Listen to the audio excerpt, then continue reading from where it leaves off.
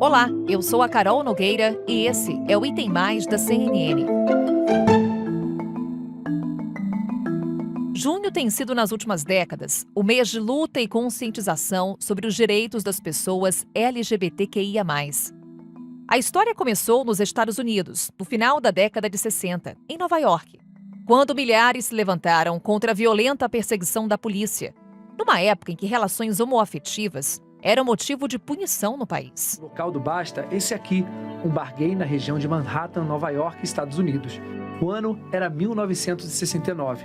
No dia 28 de junho, frequentadores do bar Stonewall resolveram dar as mãos, desta vez em público, uma marcha para pedir o básico, o direito de existir. A data ganhou o mundo e se tornou o Dia Internacional da Luta LGBT. De lá para cá, o movimento cresceu, se espalhou pelo mundo. Um símbolo são as paradas do orgulho LGBTQIA+. A cidade de São Paulo é palco de uma das maiores. A última foi realizada há cerca de 10 dias. Olha, a festa foi um sucesso. Este público aí que foi confirmado pela Associação da Parada LGBTQIA+, foi maior do que o esperado. A expectativa era de que 3 milhões de pessoas participassem do evento, mas o público foi ainda maior. 4 milhões de pessoas passaram pelas ruas de São Paulo aqui neste domingo. Essa que foi a 26ª edição da parada, a parada que aí ficou suspensa por 2 anos por conta da pandemia e voltou neste domingo. O evento foi um sucesso, muita gente colorindo, principalmente a Avenida Paulista. Foram 19 carros elétricos passando por aqui hoje. A concentração que começou por volta de 10 horas da manhã, por volta de 2 horas da tarde, esses carros já começaram a andar por aqui. Artistas como Pablo Vittar, Luísa Sonza e Ludmilla passaram por aqui divertindo a galera. Em 2019, a parada LGBT movimentou 403 milhões de reais na economia da cidade de São Paulo. O público estimado foi de cerca de 3 milhões de pessoas. De 2017 a 2019, o número de pessoas que não vivem na capital paulista, mas viajaram só para curtir a festa, chegou a 43,4% do total. Para se ter uma ideia, somente com o turismo, a movimentação financeira foi de 313 milhões de reais. Neste ano, a projeção dos organizadores foi de uma movimentação ainda maior, de até 600 milhões de reais apenas na cidade de São Paulo. Em maio, o IBGE divulgou a primeira pesquisa sobre orientação sexual no Brasil. A maioria dos brasileiros aqui, se declara como heterossexual. Tá aqui a informação para você, 94% são heterossexuais. E quando a gente fala sobre orientação, a gente está falando de quase 3 milhões de pessoas que se declaram homossexual, 1,2%, e bissexual, 0,7%. 0,1% declararam outra orientação sexual, como assexual ou pansexual. 1,1% na pesquisa disseram que não sei. 1,1%. É interessante destacar isso aqui porque muitas vezes a pessoa não sabe porque ela nem sabe a diferença. E os próprios pesquisadores disseram isso. A diferença entre heterossexual, homossexual, mas bissexual, aí na dúvida pega e fala não sei. Essa é uma das hipóteses. E aqui embaixo, gente, esse dado é bem importante. Pessoas que não quiseram responder à pesquisa, não quiseram declarar a orientação sexual. 2,3%. Isso aqui corresponde a mais de 3 milhões e 600 mil pessoas. Em países onde a violência contra os LGBTQIA+, é menor, a proporção tem mudado nos últimos anos. Nos Estados Unidos, por exemplo, ela já representa 7% da população do país, quase o dobro do resultado de 10 anos atrás, segundo o levantamento do Instituto Gallup. Entre os mais jovens, o número sobe para 21%. A diferença nos números é influenciada pelo medo do preconceito e da violência. Nesse quesito, o Brasil, infelizmente, está em posição de destaque. Pelo menos 316 pessoas LGBTQIA+, morreram no Brasil por causas violentas em 2021, um dos maiores índices do mundo. O temor diante da violência e do preconceito cria barreiras. No mundo, apenas 8% das pessoas LGBTQIA+, ocupam cargos de chefia em empresas. Mas, lentamente, as coisas vêm mudando. Nos últimos anos, ocorreram vitórias importantes, como a criminalização da homofobia, o reconhecimento da união estável e do casamento civil homoafetivo, o direito à adoção, ao registro do nome social e à doação de sangue. Sobre os direitos da população LGBTQIA+, falamos com a Marina Ganzaroli. Ela é advogada especialista em direito da diversidade. Marina, obrigada por estar conosco aqui no Item Mais. Bem-vinda. Obrigada, é um prazer estar com vocês aqui hoje. Marina, vamos focar um pouquinho no que tivemos de avanços no que se refere à conquista de direitos da população LGBTQIA+. Poucos avanços, mas significativos, porque são avanços que vieram por parte do Poder Judiciário, principalmente decisões ligadas ao Supremo Tribunal Federal, Marina. O Judiciário está suprindo uma ausência do Legislativo no país? Com certeza. Quando a gente está falando do reconhecimento dos direitos da população LGBTQIAP+, há uma clara impermeabilidade do poder legislativo, aquele que de fato tem a competência entre os poderes para legislar, para criar leis em relação a estas pautas. Não à toa, o movimento LGBTQIAP+, tem se deslocado para o poder judiciário, buscando, por via jurisprudencial, o reconhecimento de suas demandas.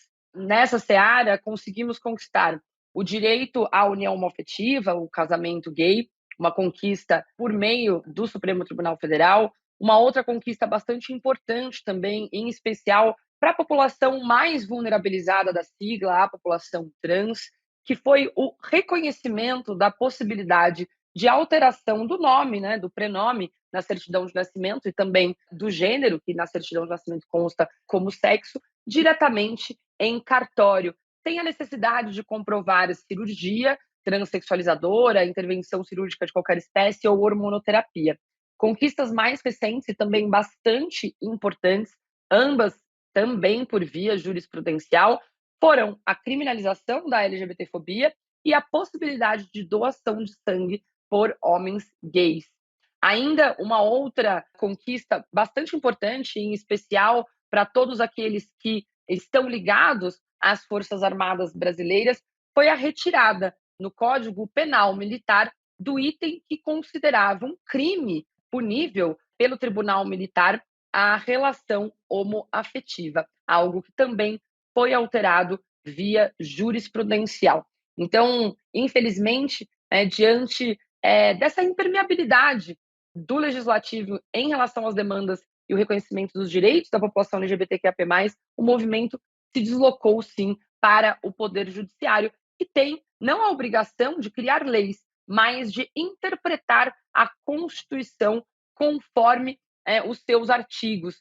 E a nossa Constituição, a Constituição Cidadã, garante a igualdade entre todos os cidadãos e cidadãs brasileiras. E com base, em especial, no artigo 5º da nossa Constituição Cidadã, da nossa Carta Magna, que o Supremo Tribunal Federal vem garantindo o acesso equânime aos direitos que estão garantidos na Constituição, analisando questões específicas como essas que eu acabei de citar. É inevitável, Marina, te lembrar, por exemplo, o que está acontecendo nos Estados Unidos, quando uma decisão judicial ela acaba sendo revista. Em certa medida, o fato desses direitos estarem garantidos em decisões judiciais gera insegurança para essa população? Com certeza. A conquista via jurisprudencial, ela certamente tem muito menos segurança jurídica do que aquela que está já na nossa legislação federal. Obviamente, como eu disse, o Supremo Tribunal Federal nada está mais fazendo do que interpretando a Constituição. Mas o ideal é que todas essas questões fossem propriamente regulamentadas pelo Poder Legislativo. E exatamente por isso carecem de maior segurança jurídica. Esses entendimentos podem mudar conforme muda a composição da Corte e também podem ser regulamentados de forma contrária pelo próprio Legislativo, o que criaria novas decisões judiciais buscando a inconstitucionalidade de uma eventual nova legislação que trouxesse um retrocesso em relação às conquistas já alcançadas no Supremo Tribunal Federal. Marina, em que medida a criação de delegacias especializadas, grupos de apoio, garantem o mínimo avanço na proteção à população LGBTQIA+? Com certeza. É essencial dispormos de equipamentos públicos que tenham especialização no atendimento humanizado e acolhedor da população LGBTQIA+. São diversos os fatores que contribuem para a altíssima subnotificação dos crimes cometidos contra essa população. Apesar disso, possuímos pesquisas e indicadores que demonstram que o Brasil é o país que mais mata mulheres trans, por exemplo. Somos o primeiro país do mundo em transfeminicídio. E, entre uma pesquisa e outra, varia, né, de 16 a 23 horas, uma pessoa homossexual é violentada, sofre algum tipo de violência no Brasil. Esses dados são extremamente graves e preocupantes, e enquanto a gente não tem uma política pública específica de saúde e de segurança capacitada para o atendimento e acolhimento desses incidentes, né, destes crimes, ainda teremos um alto índice de notificação, porque muitas vezes, quando as poucas vítimas que resolvem, né, romper o silêncio e buscar a justiça contra os seus agressores, muitas vezes são tratadas com menosprezo pelas autoridades, né, sofrem revitimização e culpabilização nos equipamentos públicos que buscam. Então, é importante, sim, que tenhamos equipamentos voltados especificamente para o atendimento dessa população. Apenas assim conseguimos não só acolher as vítimas e sobreviventes de violações de direitos humanos nesse sentido, sejam elas mais graves ou brandas, né? Mas o importante é que, para além de acolher e buscar a reparação também na justiça em relação a esses crimes, que a gente consiga criar indicadores e pesquisa para desenvolver políticas públicas de prevenção. Afinal de contas, a prevenção é sempre muito mais eficaz do que depois que o crime aconteceu, a intervenção após já o incidente, que é aquela intervenção possível nas delegacias. Cada vez mais a gente precisa falar de educação e garantir que estes crimes não aconteçam. Quando falamos de medidas de prevenção, de políticas públicas de atendimento à população LGBTQIA+, dos direitos dessa população, qual que é o patamar do Brasil em comparação a outros países do mundo, Marina? Infelizmente, o Brasil ainda tem muito a avançar em relação à garantia de acesso à educação, à moradia, à saúde, à assistência social para toda a população, em especial a população LGBTQIA+.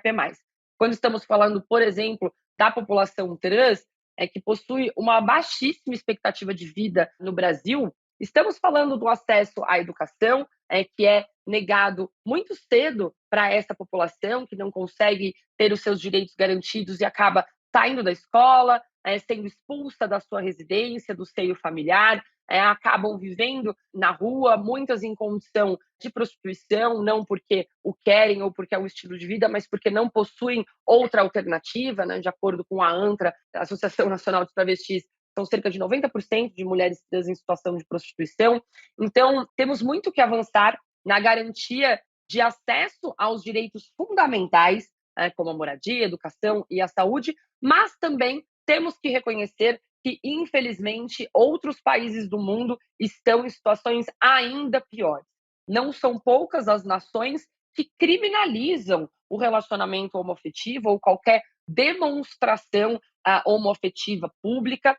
São também muitas as nações que não possuem recursos universais de acesso à saúde. A gente sabe que, apesar de formalmente o acesso existir e ser universal, na prática ele demora bastante para ser realizado e para ser acessado. Mas ainda assim, comparado com outros países, inclusive países desenvolvidos, como, por exemplo, os Estados Unidos, que não possuem um sistema único de saúde, aqui no Brasil, o Ministério da Saúde tem já há mais de uma década regulamentado o direito, o acesso à intervenção cirúrgica relacionada à cirurgia transexualizadora, ou mesmo a retirada de silicone industrial e colocação de silicone de fato adequado, né, com fins estéticos, não, mas plásticos, né, até porque estamos falando de uma cirurgia que é essencial para o acesso da dignidade, da cidadania. Então, pelo contrário, ela não é uma cirurgia estética, né, ela é fundamental para a saúde mental e física dessa população, assim como a mastectomia também, a retirada das mamas, quando estamos falando dos homens trans.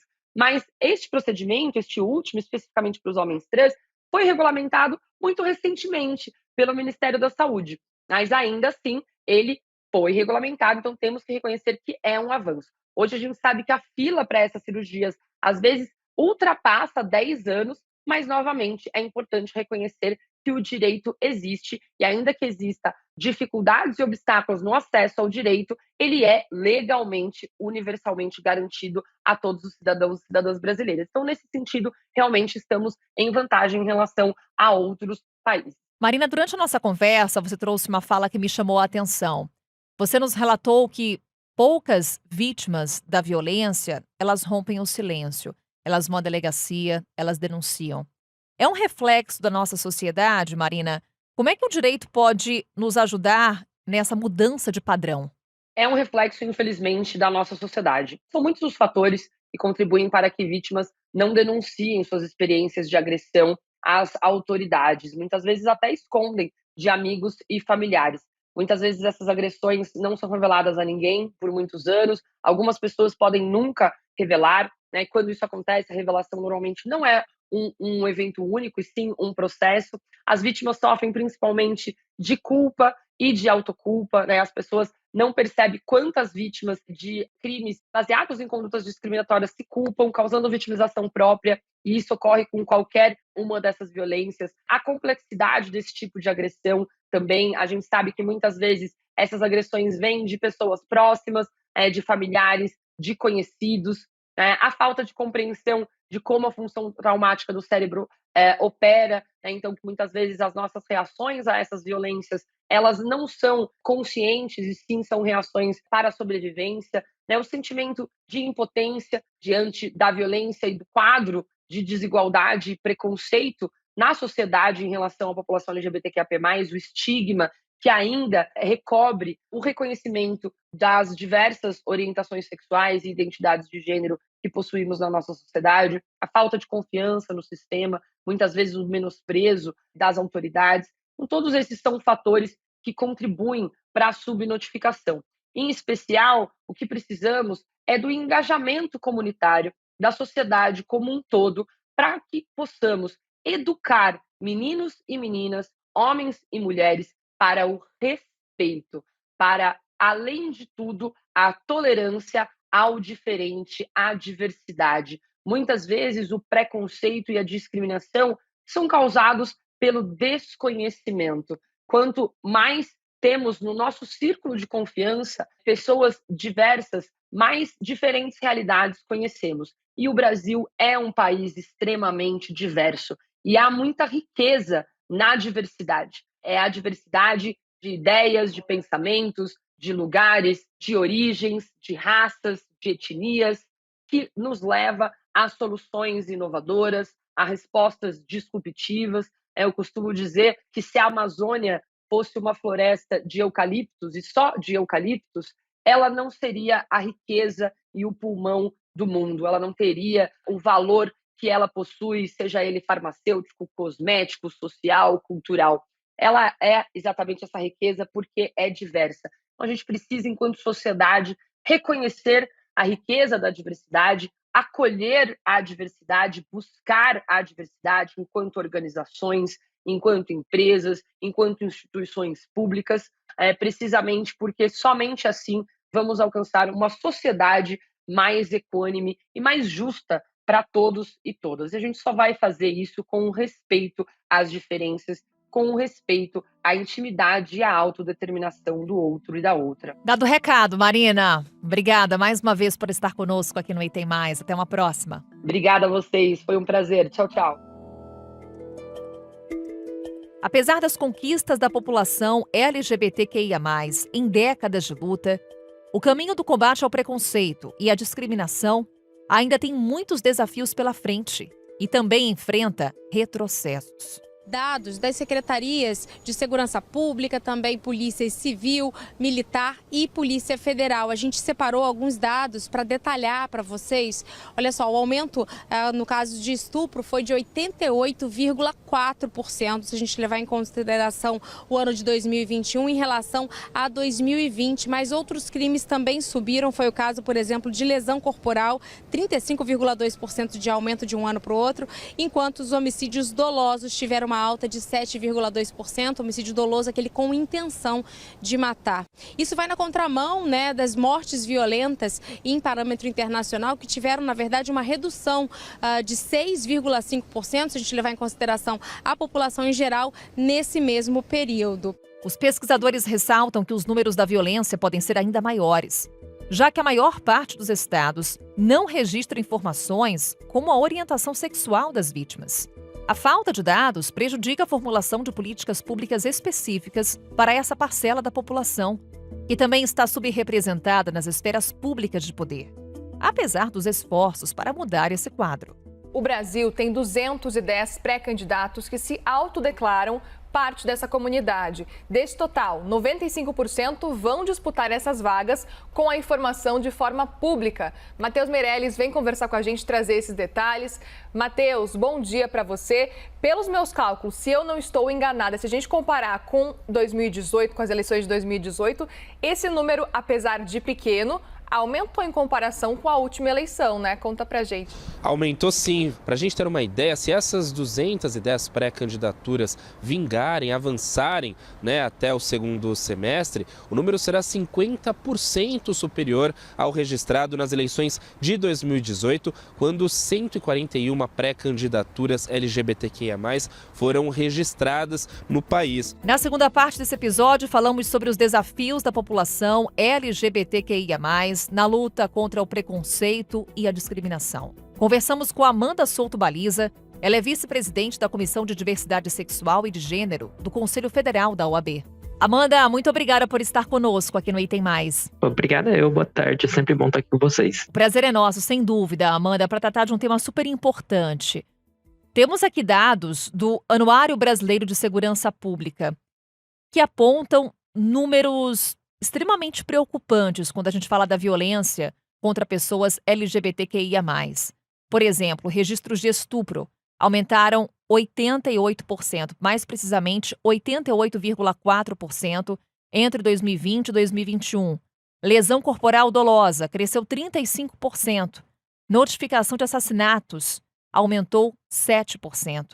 O que explica tamanha violência, Amanda? Isso é um reflexo de uma cultura que tem sido estimulada nos últimos anos de violência contra a população LGBTI, né? Especialmente quando a gente coloca as interseccionalidades no caminho, né? Às vezes a pessoa é uma mulher trans e negra, e a gente vai colocando esses marcadores sociais e a pessoa acaba estando mais suscetível a esses tipos de violência. Mas o Anuário da Segurança Pública, ele reflete algumas questões interessantes também, porque os próprios estados não conseguem notificar 100% o que acontece. Vem em alguns momentos subnotificação, ou até mesmo estados que nem têm dados sobre a população LGBTI, né? Ou seja, podemos estar falando de números ainda maiores. Há uma subnotificação.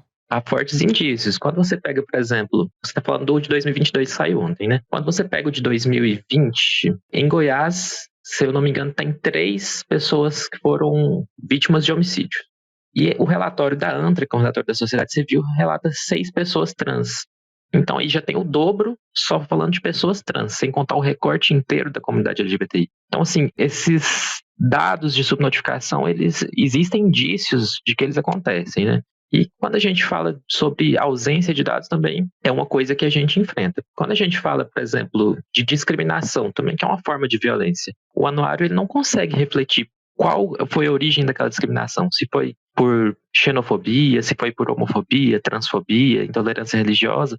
Não há o registro da motivação do crime. Então isso acaba sendo um outro problema também, porque quando a gente não tem dados concretos ou os dados são mal apurados, a gente não tem como exigir políticas públicas eficazes, né? Amanda, então, para que fique muito claro, de fato, houve um aumento de registro de casos de violência contra os LGBTQIA+, ou houve uma melhora do monitoramento, ou seja, ainda há uma subnotificação, mas menor na comparação com anos anteriores. Me parece que isso representa as duas coisas, né? O aumento dos registros, de fato, porque especialmente um ano eleitoral nós temos aí o uso do pânico moral para fazer com que as pessoas elejam as pessoas LGBTI+, como inimigos da sociedade e isso gera violência, mas também tem a questão do tratamento dos dados que tem ficado melhor, principalmente em estados que possuem delegacias especializadas, como é o caso de Goiás.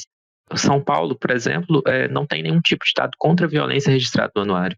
Se eu não me engano, existe até uma ação civil pública da Defensoria Pública do Estado de São Paulo, tentando obrigar o Estado nesse sentido, mas ainda não foi possível. E isso é muito importante, né? Esses dados eles precisam ser registrados para justamente a gente combater a violência. Mas para a gente combater a violência, a gente precisa saber onde ela está acontecendo, de que forma está acontecendo, contra quem está acontecendo, e assim sucessivamente. Então vamos nesse ponto, Amanda. Políticas públicas eficazes. O que hoje temos no momento que garante, pelo menos, a segurança dos LGBTQIA+.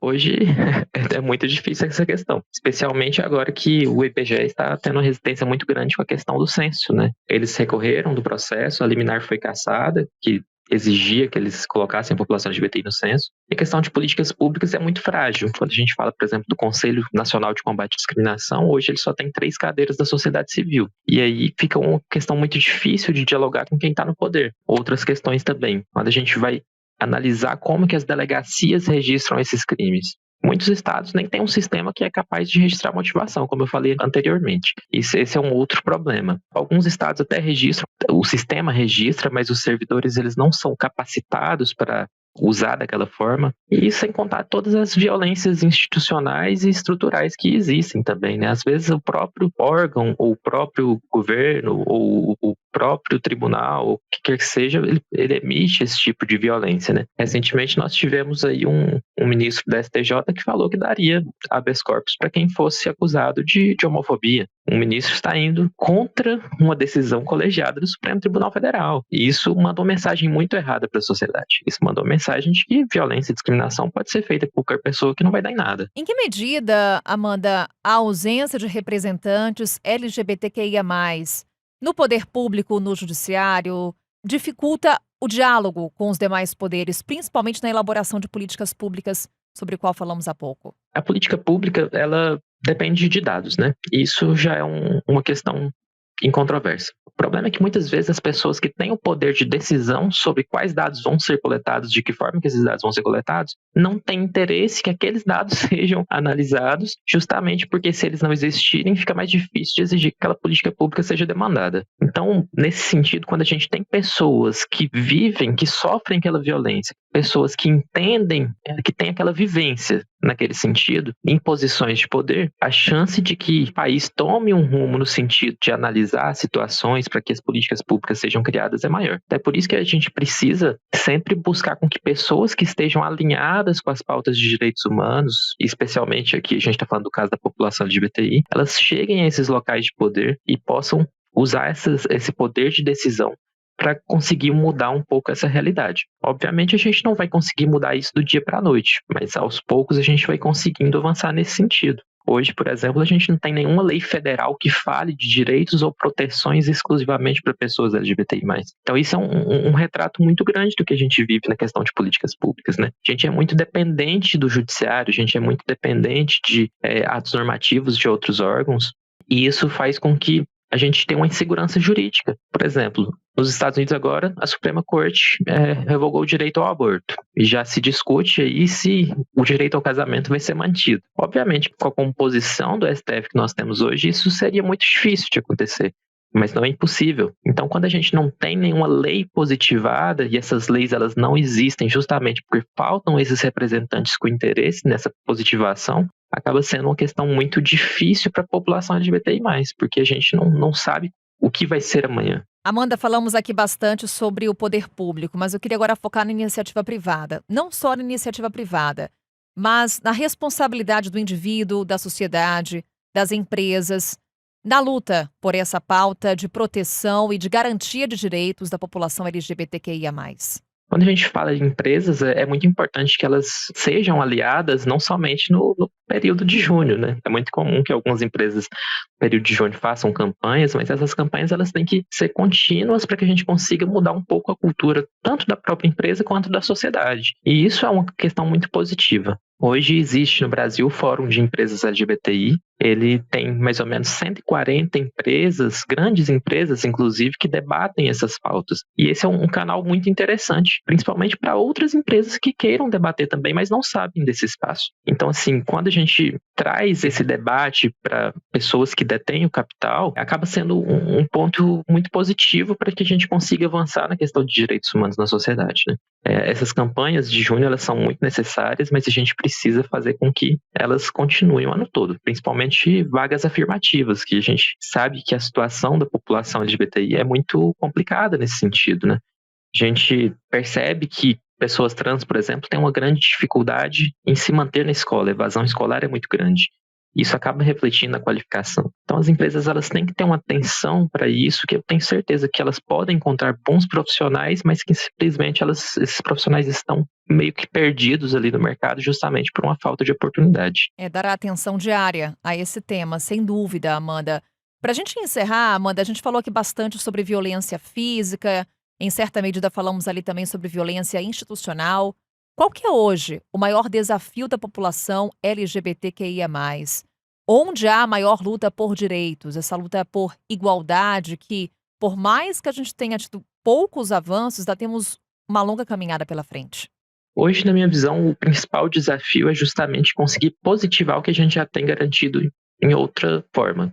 Por exemplo, questão de decisões do judiciário. Quando a gente conseguir positivar isso em lei, com certeza a gente vai poder dormir um pouco mais tranquilo, né? Porque existe esse medo de que tudo pode mudar a qualquer momento. E para isso a gente precisa justamente do que a gente conversou até agora, de representatividade nos locais de tomada de decisão. A gente não pode permitir que a gente chegue onde os Estados Unidos está chegando, que corre o risco de perder direitos conquistados há muito tempo, né? Isso aí, por exemplo, o aborto foi um direito que vigorou lá por 50 anos. Então, é uma insegurança jurídica muito grande quando a gente perde uma coisa que já estava conquistada há tanto tempo. Amanda, muito bom conversar com você aqui no Item Mais. Venha sempre aqui trazer pra gente informações e atualizações sobre esse assunto que, claro, vamos seguir monitorando. Obrigada, até uma próxima. Obrigada eu, até a próxima.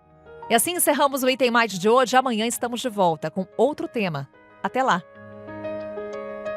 Com a minha apresentação, Carol Nogueira, este podcast foi produzido pela Maremoto para a CNN Brasil. Roteiro e pesquisa, Lucas Scherer. Pauta e produção, Danilo Santana. Edição e sonorização, Ana Mariquito. Coordenação geral, Paula Weinberg e Felipe Gomes. Coordenação de produto, Verônica Schneider. Coordenação editorial, Diego Toledo. Você também pode ouvir o Item Mais no site da CNN Brasil e aproveite para conhecer os nossos outros programas em áudio. Acesse cnnbrasil.com.br/podcasts.